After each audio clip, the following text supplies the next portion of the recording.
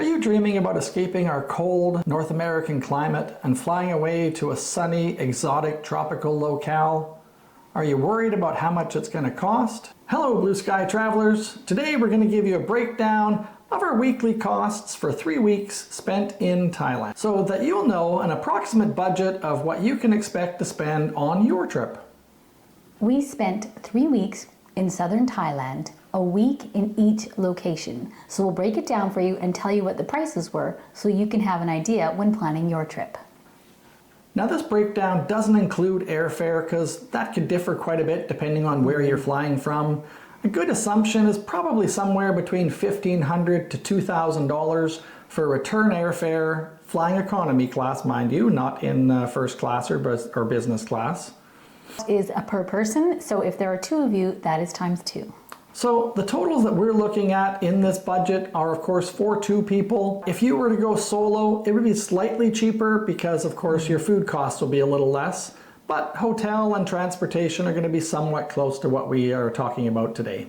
This budget covers 4 categories, including dining, transportation, accommodation, and a surprise category at the end that you will all love. So let's dive in with the first item on our list, accommodations.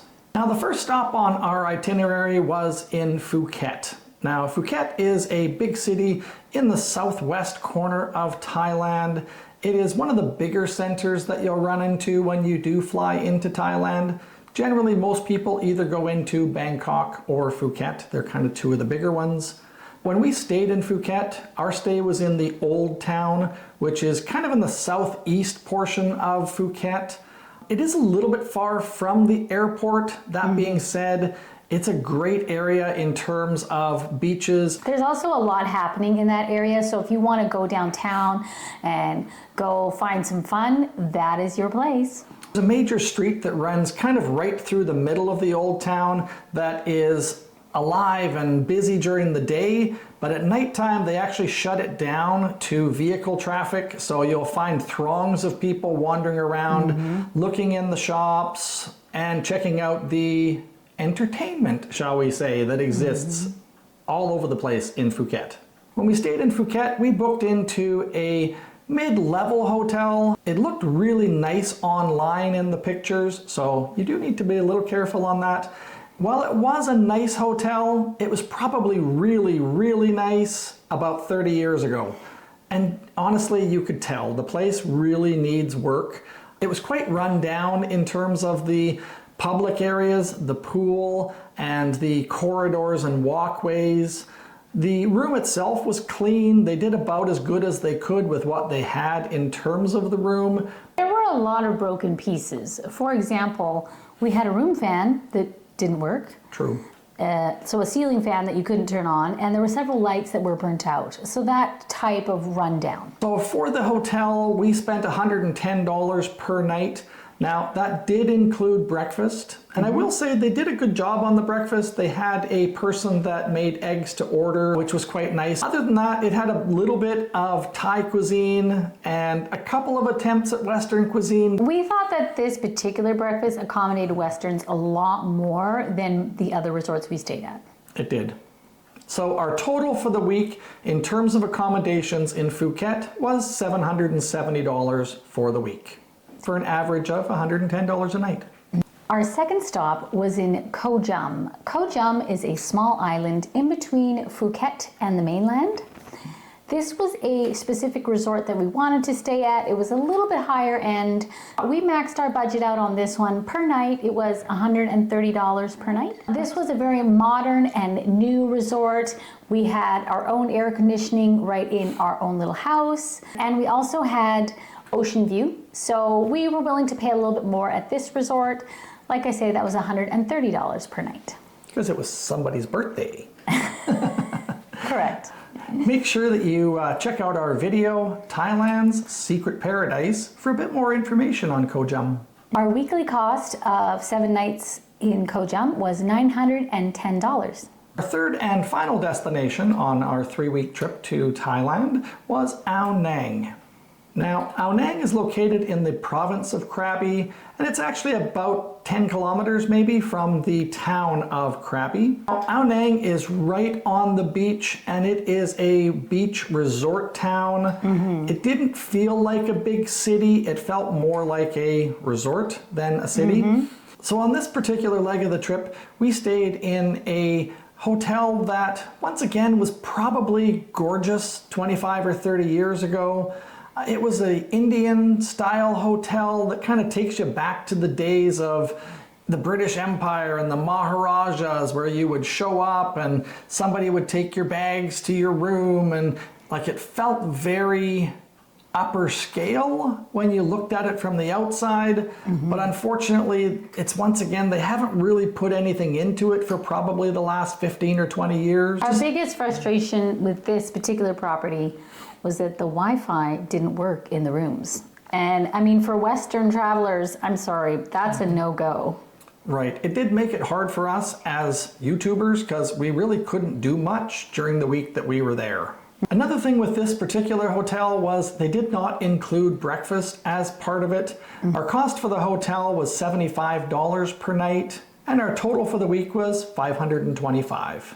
So for the 3 weeks of accommodations, we spent a total of $2,205. The average per night for our hotels was $105. We found this price significantly more expensive than other countries we visited in Southeast Asia. And we understand we were staying in resorts, we weren't staying in long-term properties, but we did stay in hotels and resorts in other countries and did find them significantly cheaper. We weren't really expecting this. We've heard for the last, 5 or 10 years just how cheap Thailand is, and that you can live there like kings and queens for next to nothing. And honestly, we didn't really find that to be the case. After traveling to several other countries, we did find most of them to be cheaper. Vietnam, for example, is significantly cheaper. Malaysia, which is modern and absolutely beautiful, was also significantly cheaper than Thailand. So it's really hard to kind of go, I want to go back to Thailand and spend months there. I think we were disappointed that it cost us so much to stay in Thailand. For the same price, I evaluated what would it cost to stay in Mexico, or what would it cost to stay, in Costa Rica. And I just didn't feel that I was getting the equivalent quality or service that I would for the price that I would in, say, Central America. I really think it's because as Thailand grows in popularity with Westerners, the prices just seem to keep rising year after year because it's more popular, so they feel like they can charge more money for it. But the quality is not accompanying that. So we did see resorts that are just deteriorating, and there's just no upkeep, which is disappointing because you kind of wonder, well, what'll happen in 10 years from now? Keep in mind, we might have been able to keep our costs down in Thailand if we had stayed in less touristy areas, places that were maybe a little more off the beaten track. This was our first time in Thailand, so we really wanted to kind of get the beachy, tropical feel on this trip. Now, if you're looking to do a trip that is a month or longer, you can obviously save a lot over what we spent on this trip. We did find still in the touristy areas, you're not going to get the screaming deals that you may have 10 years ago. For example, when we were staying on the remote island of Koh Cham, which is a very small island, there were beach houses that you could rent an individual house, either a 1-bedroom or a 2 or 3-bedroom house on the beach, near the beach. But these were coming in at a monthly rate of about $2,000 a month or $200 a night. And again, this is a very small, very remote island. So we just didn't find pricing in Thailand nearly as economical as we'd heard it to be. And this was disappointing, especially compared to other places we did visit. It just didn't stack up for us. Moving on to the second item in our budgeting for Thailand, now we're going to talk about dining. Food is an integral part of the Thai culture. Everyone, including the locals, seems to eat out pretty much all the time.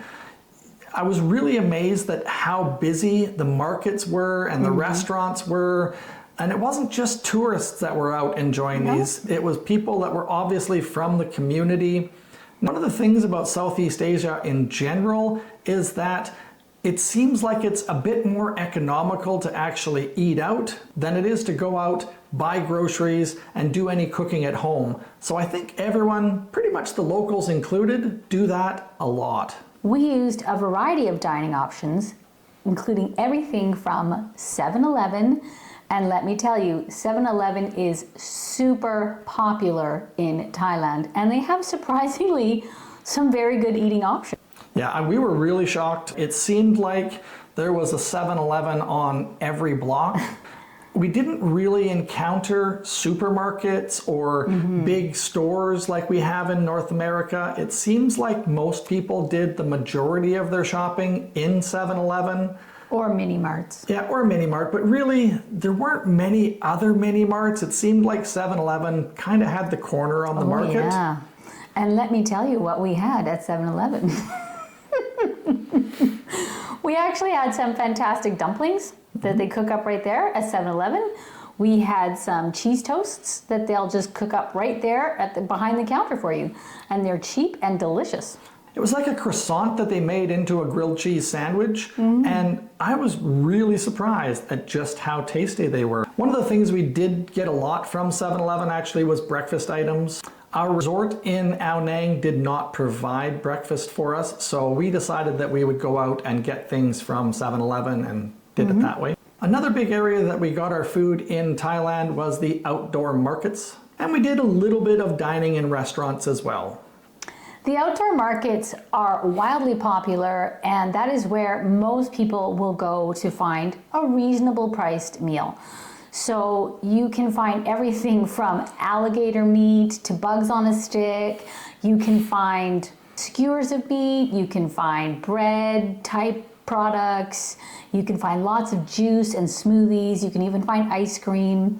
What were some of our highlights at the markets? Well, they didn't just do Thai food or it was a very big variety. You could get Indian food, you could get pizza, you could get sushi. There was different vendors that were selling pretty much all different things. It's like a giant food court outside. But very congested, lots and lots of people, very, very busy. The more popular stands, there would be lineups and it would take you 15 or 20 minutes to get your food. But that's a good sign because you know that what they're selling is going to be probably some of the best stuff that you're going to find in the market. We did dine out a couple of times. To be honest, mostly it was to get the free Wi-Fi. This is true. This is true. We did find that when eating in restaurants, in things like Indian restaurants, there's a lot of Indian restaurants in Thailand, or eating in restaurants that cater to Western style cuisine, you are automatically going to be paying a top price at those types of restaurants. So we didn't dine at them very often to keep our prices down. So that's something to keep in mind. If you're craving something from back home, a hamburger or some fried chicken, you might want to hold back on going to the Western style restaurants if you're trying to stick to a budget. Keep in mind when we give you our numbers for this category, we're not going to include alcoholic beverages. So we'll start off with our first week in Phuket. In Phuket, our breakfast was included as part of our hotel, so we did not include any breakfasts in our pricing. We did eat about 70% Grab takeout in Phuket. Roma was suffering from a little bit of residual belly from when we were in Bali. So we did spend the majority of our time eating takeout food through Grab. We use Grab a lot when we were in Bali. We used some of it in Thailand. We've used it in various places throughout Southeast Asia. And we'll be coming out with a video right away on how you can use Grab while you're visiting Southeast Asia. So other than ordering through Grab, we did about 20% of our meals through the outdoor market in Phuket. They had one that was about a block and a half from our hotel, which was quite handy. And then we did actually hit a couple of restaurants while we were there as well. Now our total for dining in Phuket was $315, and over a 7-day period that worked out to an average of $45 per day. $45 per day sounds quite cheap from Western standards, but in Thailand or in Southeast Asia as a whole, that's actually a fairly high number. Yes, we thought that it would be so much cheaper. So yes, this does sound like a good deal, but like we say, compared to other countries that we visited in Southeast Asia, This was definitely at the higher end of pricing. Because keep in mind, that was actually only 2 meals per day for the 2 people. In 𝐾𝐨, our hotel included breakfast, so we're not counting that price. Other than that, we ate all at roadside restaurants and food stands, as essentially they didn't really have a primary market area. It was mostly just mom and pop food stands. So that's where we ate all of our meals. We loved 𝐾𝐨. The restaurants and the food stands, we found them to be really, really good. The quality of the food was surprisingly outstanding, and the service we found at every one of the restaurants we went to was way above what we got through Phuket or Ao Nang. It seemed like the locals there really did value you as a tourist coming in, and they made an extra effort to make sure that you felt welcome. We did find that in 𝐾𝐨, again, it's a small remote island, although the food was very tasty, it had a very limited food profile. So there wasn't options to get a lot of other things other than Thai food. Our total for dining in 𝐾𝐨 was $225. That's for 7 days, not including breakfast. Our average per day there was $27. Now on to the final stop on our Thailand trip, Ao Nang. Our hotel once again did not include breakfast, so we didn't include that as part of our pricing. We did, however, as I mentioned before, pick up a lot of our food for breakfast from 7-Eleven, which was super handy. Yeah. Now this was mostly cereals and yogurts because of course we didn't have option to cook in our room. We didn't have a toaster or a microwave or anything like that, so our options were limited, but we were able to source granola and milk. And they actually had hard-boiled eggs that you could get as well. We picked those up. Other than our breakfast, we ate 80% of our meals in the food markets. As we mentioned before, these were spectacular, and it's really part of the experience of going to Thailand. So we tried to take advantage of that as much as we could, especially after a week in 𝐾𝐨 where we didn't have that option. We kind of had to pick a restaurant and just go from there. It was quite nice that if I was feeling like I wanted a certain thing and Roma wanted another thing, we could actually order from 2 different stands, and we just met up and ate at one of the little tables. For the remainder of the food in Ao Nang, we ate 20% in restaurants. Because somebody was craving hamburgers. I was. Actually, I will admit that I also got into another little bit of trouble where we went to an Indian restaurant and had a meal there as well. Surprisingly, Indian food is expensive in Thailand. Between Western, Indian, and seafood, those tend to be the top of the value, so they tend to be quite a bit more expensive than anything else that you're going to find there. So our total for dining in Ao Nang was $273. And that includes 3 meals a day. Yes, that was 3 meals a day, and our average was $39 per day. So to break down our total for the week, our total cost for 7 days of dining in Thailand was $813. Our average cost per day was $39 a day. This was slightly more expensive on an average than we saw in some other Southeast Asian countries, but not extremely off of price point. It was the other costs that we found were a bit shocking in price. Yeah, hotel especially was quite expensive. We weren't staying in super high-end properties. 𝐾𝐨 was a nice one, but it wasn't, in the top 3 on the island. But the other hotels we stayed at in Phuket and Ao Nang were not anything... Average. Absolutely. Like, you wouldn't pay much more back home than what you paid for them in Thailand. If you're enjoying this video and would like to follow us in our travels, learn more about retirement travel, cruising, and ways to make your travel lifestyle easier and more cost-effective, please make sure to hit the subscribe button. Moving on to our third category, transportation. For our travels around Thailand, we used a combination of Grab rideshare, scooters, and water transportation. Grab in Southeast Asia is a rideshare app. It has bought the right to Uber. So there is no Uber in Southeast Asia. You are going to want to use Grab. I have done a video about it here. Take a look. It is how to use Grab throughout Southeast Asia for a rideshare. We used the Grab rideshare 5 times while we were in Thailand to get to various places such as to and from the airports or the ferry terminals, or when we had luggage, because they're not going to fit on a scooter. The total for our grab while we were in Thailand was $105. The average ride was $21 per ride. Now you'll notice then when we talk in other videos about Southeast Asia that again, grab is a great comparison because it's grab across the board. So for a similar distance ride in other countries in Southeast Asia, it was maybe half the price.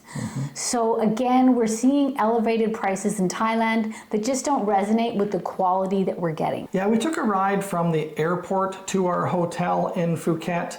It was about a 40-minute ride. And we also took one from the airport in Nha Trang, Vietnam to our hotel there, which was also about 40 minutes.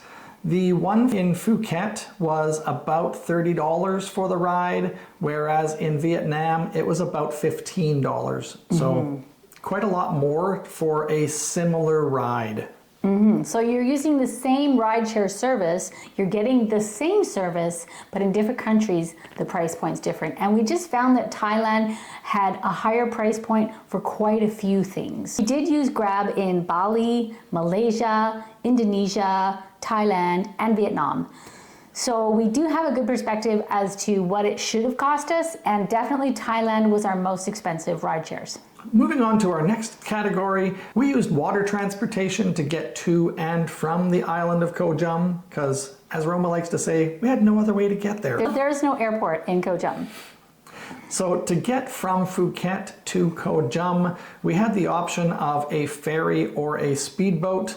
For this particular leg, we did choose the speedboat option as the timing was a little bit over half the time to get there. So it did offer a significant time savings. Now the speedboat was great. They were really into making it there in good time, so they did go quite fast. Very efficient. When I say speedboat, I'm not saying like a little tiny speedboat. Like this was a big boat. Big boat. Yeah, it held up to, I would think, probably 60 people. Yeah, probably 60. So about 60 people. They kind of put all your luggage up in the front, stacked up with everybody else's. Now, if you have any sort of problem with seasickness, I wouldn't recommend it. This is not your boat. No. The boat was moving up and down in the water quite a lot. It's a really light style, like aluminum boat, and you're just skiffing over the waves. Quick, quick, quick. So it gets you there quickly, but yes, motion sickness could be a concern. If that is a concern for you, do not take the speedboats. One of the nice things with the speedboat is it is a covered speedboat, so you're not out in the open air. You don't have to worry if it starts to rain. It does have a cover on it, and it's quite comfortable. And they do have life jackets on board, so safety has been looked after. Actually, one of the fun things with taking the speedboat, when we arrived in Koh Cham, they actually off-boarded us right into the seafood restaurant. Yeah, so, Jason loves this story. That's the joy of going into a small island, because there's somebody else was at the actual ferry dock for that, so they just took us right up to the ladder that was connected to the seafood restaurant, and we took all of our luggage right through the middle of the restaurant to get out to the island. The cost on the speedboat for the two of us to get to Koh Cham was $150. You'll notice when you are in Phuket or you are in Ao Nang or Krabi Town, there's a lot of ferries that will get you to and from the various islands. There's all sorts of small islands in there. So there's ferries and speedboats that you can tour there for the day, or you can get there if you're trying to stay at any of these places. Koh Phi Phi is a really popular destination that a lot of people go to. Koh Lanta is another popular one. So if you're going to any of these places, you're going to want to get there by boat, and boat is easy. You're easily going to find one that will get you to where you're going. So booking ferries online, especially when you aren't local, can be a bit obscure in that you cannot just book the ferry from the ferry site or the speedboat from the speedboat site. Instead, most people use 𝐿2GO, and you can book train tickets, you can book ferry tickets, you can book all sorts of tickets there in Southeast Asia. So we booked the ferry tickets and the speedboat tickets through 𝐿2GO, and they send you a notice saying that your reservation has been received And so they take a payment, but then they actually have to send somebody to stand in line for you in the queue to actually go purchase your reservation, because this is not an online system. So it's a little bit clunky, and you sort of hope that it's getting there. But all of our tickets came through and everything worked out well. And One to Go Asia was a very well recommended site, and we definitely think you should try it if you are traveling by train or by ferry. So after our week in Koh Chum, we moved on to Ao Nang. To get to Ao Nang, we chose the ferry option this time. We really wanted to try both options to see what was the better one. The ferry is quite a lot different than the speedboat. It's a much bigger vessel. This was on 2 levels, and I would say probably 120 to 150 people would go on this particular vessel. It wasn't a great big one that cars went on, it was just strictly foot traffic. But this was a very slick boat. It felt modern. It had actually dedicated individual seats versus a wooden bench. It felt very modern and very sleek, and it was smooth in the water. So for those of you who are worried about motion sickness, this is a very smooth sail. It's like being on a cruise ship where you don't really notice the waves all that much. You're just cruising slowly, gently. It's a very soft way to land. Yeah, I really enjoyed the ferry ride. I thought that it was a great option. If I was going to choose, I would probably take the ferry over the speedboat as a general rule. But if you're looking for adventure, the speedboat might be for you. So our cost for the ferry was $125. Now, this was actually pretty good because it did include a transfer from the ferry terminal in Krabi right into Ao Nang. So we didn't have to call for a grab or pay for another ride. They actually included that as part of our transfer. So in case you're wondering, most people that we met in the Krabi area, Krabi Town or Ao Nang, they use Krabi Town as their major transportation. So if you are flying in and out of Europe, you're flying in and out of Southeast Asia, or you're moving on to Bangkok or to anywhere else, Krabi Town is probably where you're going to want to fly out of. Our third mode of transportation was scooter. Scooter is very common in Thailand, and they're very easy to rent, they're very affordable, and it doesn't take a whole lot to get on a scooter and get going. We used scooters in Ao Nang, and we used scooters in Koh Chum. We didn't use scooters in Phuket as it was a little bit busy for us, and we weren't quite feeling confident enough to navigate the traffic there as it's a bigger city. Yeah, we rented our first scooter in Koh Chum, which was great. It gave me a week to kind of get myself acclimatized to driving a scooter. I hadn't been on a motorcycle in about 25 years, so I personally would not really recommend, if you're flying into Bangkok or into Phuket, just renting a scooter right off the hop. Those are really, really busy centers, and people don't really look out for you. You need to be very aware of where you're driving. Their driving rules are also very different than our driving rules. Although it seems like they have no rules, that is how they drive. And so everyone understands the rules of no rules, whereas we don't really understand those rules. We really enjoyed riding on the scooter during our time in Thailand. Our cost for the scootering was $168, so that was once again for a 2-week period, not for the 3. And our average cost per day was about $12. You could get that cheaper. So there were some caveats to that, in that if you were willing to pay cash and maybe rent it from the guy down the street, you might get it for a little bit cheaper. But if you needed to pay with credit card, most of the time you needed to be able to pay through your hotel.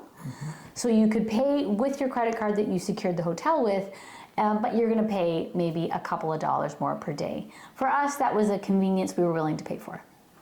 The other way you might get it cheaper, if you're going to stay for a month or longer, they did have weekly or monthly rentals available, which were a bit more economical on a per day basis. Although $12 a day does seem like a good deal for 2 people to get around town, and of course the gas is really cheap because it's a scooter, so I mean $2 worth of gas will get you for most of the week.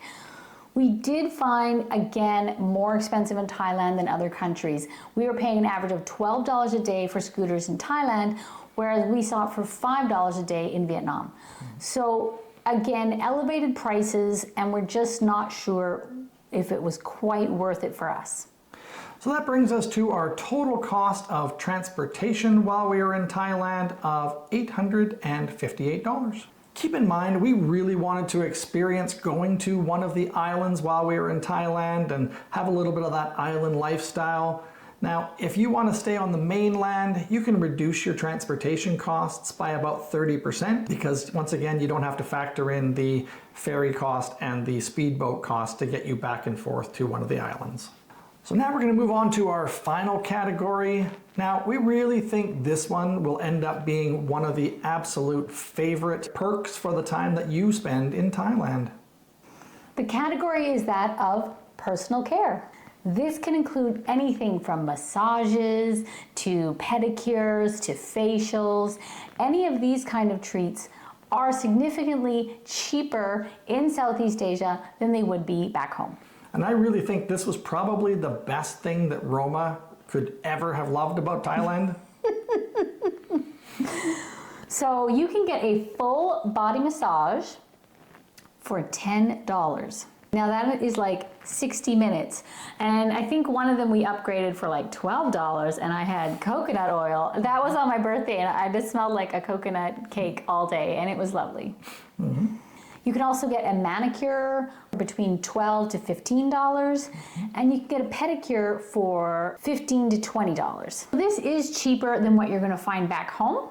I would say it's pretty on par with most of the places that we traveled. The cost of personal care in Thailand was not significantly higher than we saw in other countries. Guys, if you find yourself in need of a haircut while you're there, you can go into a barber shop and get all looked after for about $20. Now, when you're traveling full time, a lot of times in these countries, you're sending your laundry out for cleaning. So we could send our laundry out in Thailand for 5 pounds of clothes.